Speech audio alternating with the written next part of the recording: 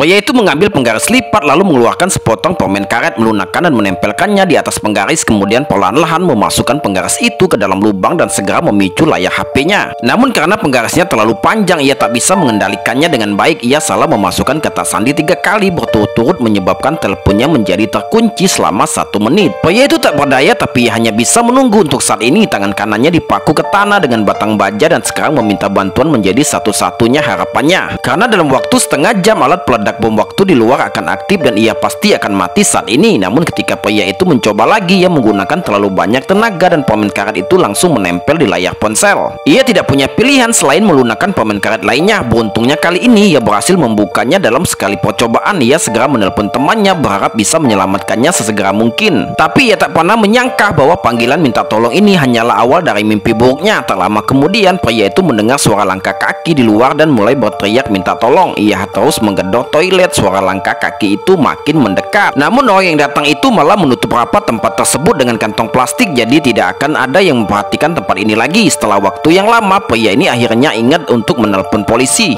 Namun yang tidak diduganya ialah panggilan ini baru saja tersambung dan sebelum ia sempat menjelaskan situasinya, sinyalnya tiba-tiba terputus. Ia ingin terus mencoba lagi karena terburu-buru. Ia menggunakan tenaga yang terlalu besar dan langsung menusukkan ponselnya, menyebabkan pria itu langsung berteriak marah. Namun ia juga mengerti bahwa ia harus menemukan cara terlebih dahulu karena bom terus berjalan dan ia tidak banyak waktu tersisa sebelum ledakan. Ia meletakkan jam tangannya di samping dan melihat sebuah kotak tertancap di sana. Ia melihat kunci di atas kepalanya, memegang pisau dan berusaha memotong kunci itu beberapa kali. Tampaknya itu mungkin ia mulai melawan dengan putus asa. Tidak butuh waktu lama sebelum kunci berhasil dipotong hingga terbuka. Pria itu menyangka pintu toilet dengan kaki, kemudian mengeluarkan penggaris dan menggunakan tenaga untuk mencongkel penutup plastik di atasnya. Namun ia tak menyangka penggaris itu terlalu tinggi, tipis dan tak sanggup menahan beban sebanyak itu, jadi langsung patah. Tiba-tiba alarm berbunyi di luar dan ledakan akan dimulai dalam 16 menit. Pria itu mengambil pisau dan berencana untuk memotong lengannya dan melarikan diri, tapi setelah ragu cukup lama ia tetap tak mampu melakukannya. Ia menyetel waktu pada arlojinya agar mengetahui bom waktu tersebut. Tiba-tiba sebuah ide muncul. Ia menggunakan penggaris untuk menyangga pintu toilet, mengukur jarak perkiraan ke dinding seberang dan menghitung posisinya sendiri. Ini adalah hal yang mudah bagi pria yang lahir sebagai seorang arsitek. Pria itu ingin melepas celananya, membakarnya dan melemparkannya keluar. Ia ingin menarik perhatian orang luar dengan cara ini, namun tanpa diduga asap tebal akan segera memenuhi tempat itu. Jika terus berlanjut ia akan mati, jadi ia segera mengambil air dengan helmnya, berusaha memadamkan api. Tak lama kemudian pria itu mulai menjadi panik dan menendang dengan liar.